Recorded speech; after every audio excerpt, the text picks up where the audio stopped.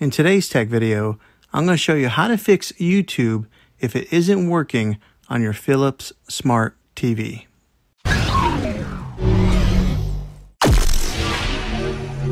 I'm going to show you a couple of really simple ways to try and solve your problem. The first one is probably the easiest one to try, and that is to unplug your TV from the wall outlet and wait 60 seconds.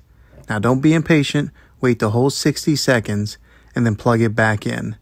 This is very different from turning the TV on and off with your remote control.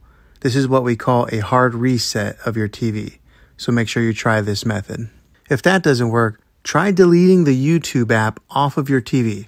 So go over to wherever the apps are located on your system and remove the app altogether. Then reinstall the YouTube app again.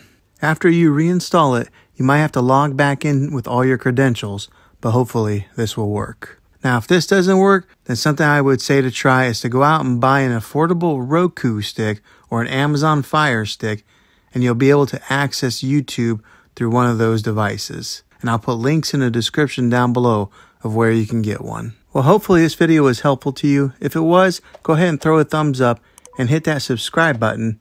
I make tech videos all the time, and I'd love to have you back in the next one. Take care.